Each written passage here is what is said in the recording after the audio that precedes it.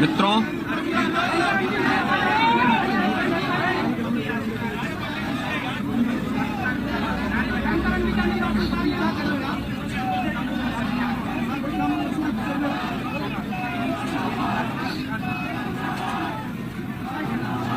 मित्रों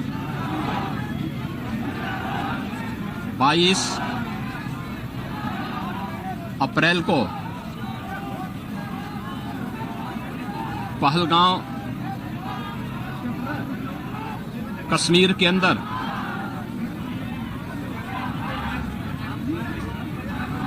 पर्यटकों के साथ जो आतंकी हमला हुआ है, कानपुर का एक परिवार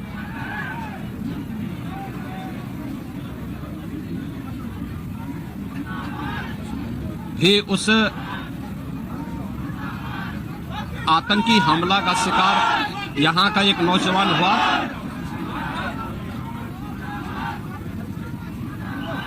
शुभम द्विवेदी 2 महीने पहले ही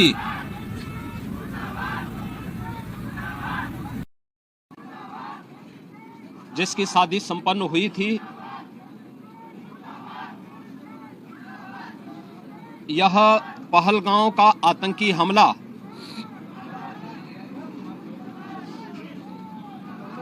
यह एक क्रूर, बीभत्स,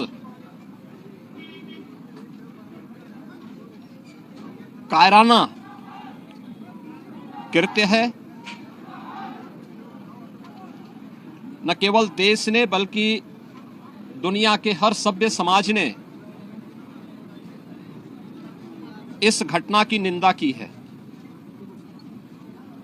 यह घटना बताती है कि आतंकवाद अब अपनी अंतिम श्वास ले रहा है। निर्दोष पर्यटकों पर हमला, जाति और धर्म पूछ करके बहन बेटियों के सामने उनके सिंदूर को उजाड़ा जाए, यह कोई सभ्य समाज स्वीकार नहीं कर सकता।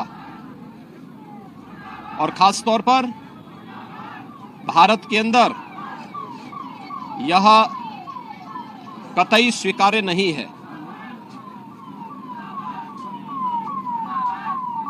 भारत सरकार की आतंकवाद और उग्रवाद के प्रति जीरो टॉलरेंस की जो नीति रही है,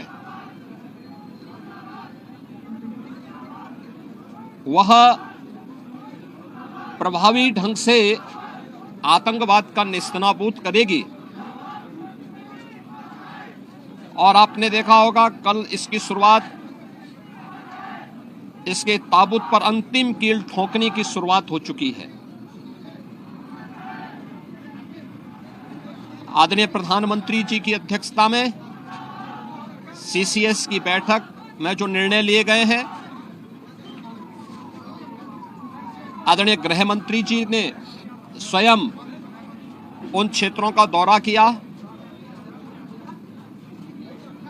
और आगे की रणनीति के साथ ही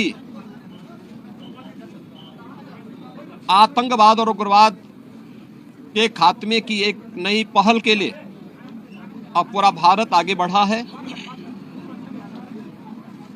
आतंकवाद और उग्रवाद के प्रति जो जीरो टॉलरेंस की नीति है, पूरे भारत को इस दुखद घड़ी में प्रधानमंत्री मोदी जी के नेतृत्व पर विश्वास करना चाहिए। मैंने अभी शुभम द्विवेदी के परिवार के सभी सदस्यों से मुलाकात की है। उनके पूज्य पिता से मेरी कल भी बात हुई थी और रात्रि में ही उनकी बॉडी यहां पर आई है। पार्थिव शरीर अंतिम संस्कार की प्रक्रिया के लिए आगे प्रस्थान कर रहा है। परिवार दुखित है। सोहम द्विवेदी परिवार का एकमात्र पुत्र था। 2 महीने पहले ही उसकी शादी हुई थी। परिवार दुखित है। मैं दिवंगत आत्मा की शांति की कामना करता हूं।